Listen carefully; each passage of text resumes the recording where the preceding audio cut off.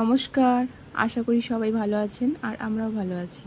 আজ হচ্ছে শুভ দশহরা, আর আজকে এই প্রথম আমার পুজো সোনা যাচ্ছে তার মাসি বাড়ি, অর্থাৎ তার বড় মাসি বাড়ি। তো দিদিদের বাড়িতে যে পুজো হয়, পাঁঠা দিয়ে মনসা পুজো দেওয়া হয়, সেই কারণে আজকে আমি যাচ্ছি আর আমার সাথে আমার পুজো সোনাও যাচ্ছে। আগের বছরও তো গিয়েছিলাম আর ওর পাপা বাড়িতে ছিল, এবছর তো নেই, সেই কারণে দাদা বৌদি যাচ্ছে, তার সাথে আমি যাচ্ছি। আমি যেহেতু বাপের বাড়িতে আছি তো এখান থেকেই যাচ্ছি। তো পুরো ভিডিও দেখতে থাকুন। আর এই যে আমি পুরোপুরি রেডি হয়ে গেছি, আর অন্যান্য দিনের মতো কোথাও যাওয়ার থাকলে মা বাবুকে নিয়ে আগিয়ে বাঁধে চলে যায়, তারপরে আমি যাই। এখানে আমি একা একা যাচ্ছি, আর বাপি একটু আগিয়ে দিয়ে আসবে, তারপর টোটোয় করে আমরা যাব। তো এবার আমরা টোটোয় উঠে বসে আছি যাওয়ার জন্য। আর এই যে বাবুও প্রথমবার টোটোয় উঠে পড়ল। আর এদিকে আছে আর একটা পুচু, অর্থাৎ আমার ভাইপো, আর এখানে আছে বৌদি। দাদা একটু নেমেছে মিষ্টি কেনার জন্য। আমরা পুরোটাই টোটোয় করে দিদি বাড়ি পর্যন্ত চলে যাব।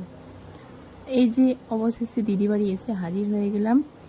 আজ অনেক দিন পরে, প্রায় 1 বছরের বেশি হয়ে গেল। বাবু এসেই এখন ছোট দাদার আদর খাচ্ছে। বাবু কোথায় এসেছো তুমি?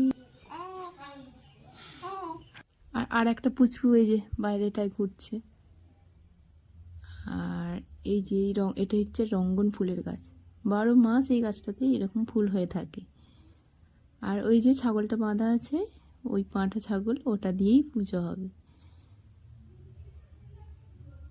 তো এখানে চারপাশের পরিবেশটা কিন্তু অনেকটাই ভালো, কারণ দিদিদের বাড়িটা যে আছে, বাড়ির চারপাশটা খোলামেলা অনেকটাই জায়গা, সেই কারণে দেখতেও ভালো লাগে।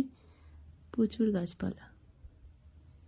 এই যে সেই গাছগুলো, সে মিয়াজাকি আমের যে 2টো গাছ বসানো হয়েছিল, এই যে এতটা করে বড় হয়েছে, কিন্তু দিদি বলছে এই বছরও কিন্তু মুকুল আসেনি, কবে আম হবে কে জানে। আর এই যে এটা একটা আমলকির গাছ। বাড়ির চারপাশটা নানা রকম ফল ও ফুলের গাছে ভর্তি। পাঁচিলের ভেতরেও এত সুন্দর ফলের বাগান, ফল ও ফুলের বাগান। নানা রকমের ফুল গাছ, যেমন গোলাপ গাছ, এদিকে জবা গাছ, তারপরে অপরাজিতা, এখানে সাদা জবা, বিভিন্ন রকমের জবা ফুল, গোলাপ ফুল, এছাড়াও নারকেল গাছ, সবেদা গাছ, আম গাছ, কাঁঠাল গাছ, জাম গাছ, লিচু গাছ, আমলকির গাছ, নারকেল গাছ, অনেক রকমের গাছ এখানে আছে। তো দেখলে মনটা অনেকটাই ভরে ওঠে। এত সুন্দর, বাড়ির চারপাশে বেশ গাছপালায় ভরা থাকে, দেখতেও কত সুন্দর লাগে।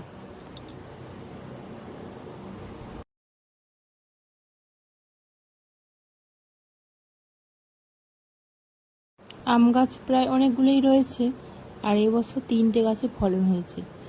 প্রচুর পরিমাণে আম হয়েছিল, দিদি বলছিল প্রচুর পরিমাণে আম হয়েছে, তার মধ্যে থেকে একটা ডালে কিন্তু এখনও অনেক আম আছে। এবছর তো ঝড় জল প্রচুর হয়েছে, ঝড়েতে অনেক আম ঝরে গেছে আগে। এখনও দেখুন পাকার সময় হয়ে গেছে বা পাকতে শুরু করেছে, এখনও অনেক আম রয়েছে। আর এইদিকে আছে পান গাছ বসানো। আম গাছের গোড়াতেই একটা পান গাছ বসানো হয়েছে, দেখুন কত হয়ে গেছে, একেবারে গাছের গোড়া থেকে ডগ পর্যন্ত উঠে গেছে। যদিও কেউ পান খায় না, টুকটাক পুজো আজাতে দেওয়া হয়, বাকিগুলো এইভাবেই থাকে। আর এবার এই যে এসে দেখছি জামাইবাবুরা পুজো দিতে যাওয়ার জন্য রেডি হয়ে গেছে। জামাইবাবু আর দাদা যাচ্ছে। এই যে দাদা বাইক নিচ্ছে আর জামাইবাবু এখানে ড্রেস পরে নিয়েছে, ছাগলটাকে নিয়ে যেতে হবে সঙ্গে, তাই একটু ছাদে উঠি।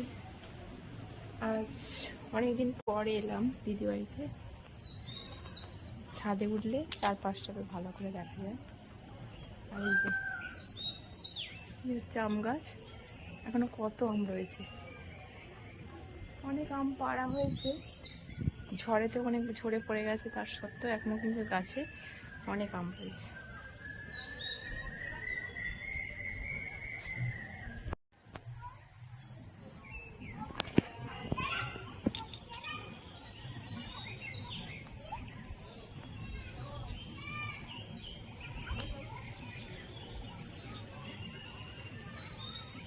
এইটা হচ্ছে হিমসাগর আম গাছ।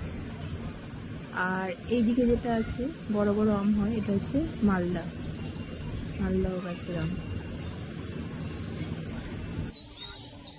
এই একটা আম গাছ, এটা জামরুল গাছ,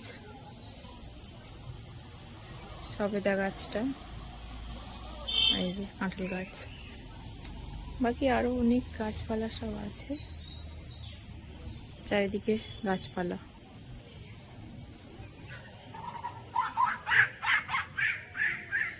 আর এইখানটা একটা আম গাছ, এই বছরই নতুন ফলেছিল, অনেক আম হয়েছিল, প্রচুর মিষ্টি আমগুলো।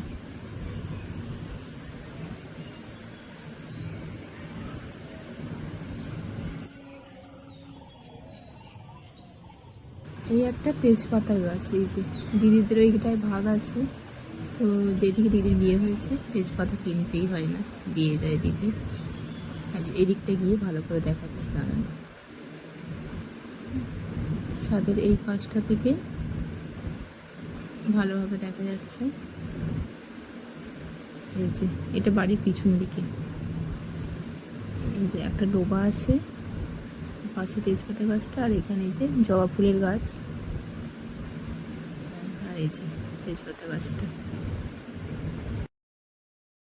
পুজো দিয়ে আসার পরে এখানে মাংসটা পুরো রেডি করানো হয়ে গেছে, আর এইটা হচ্ছে ছাঁট। তারপরে সবাই এসে গেছে, দিদিরা এসে এখানে মেজদি রান্না করতে বসে গেছে। পাঁঠার মাংসটা কষানো চলছে এখানে, তো বেশিরভাগটা ওই রান্না করে দশহরাতে। আর সুন্দরভাবে লাল লাল পাঁঠার মাংসের ঝোল হবে।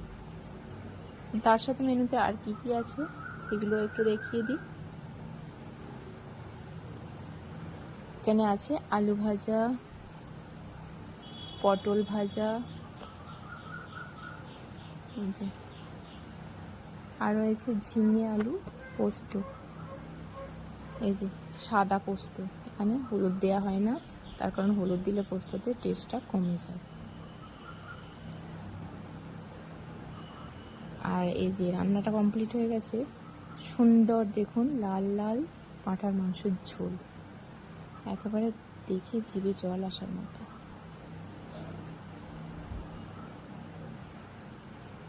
তার সাথে শেষ পাতে তো চাটনি থাকবেই, এখানে আমের চাটনি হয়েছে। কার কার জিভে জল এলো অবশ্যই কমেন্ট করে জানাবেন। আর এরপরে ছাঁটটা রান্না হয়ে গেছে, আর এক বাটি করে নিয়ে বসে গেছি খেতে। আর এইদিকে আমাদের পুচকুটা এখনো ঘুমোয়নি, তো এইখানে পুচুটাকে তার দাদা আদর করছে। চলুন আজ তাহলে ভিডিওটা এখানেই শেষ করি, সবাই খুব ভালো থাকবেন।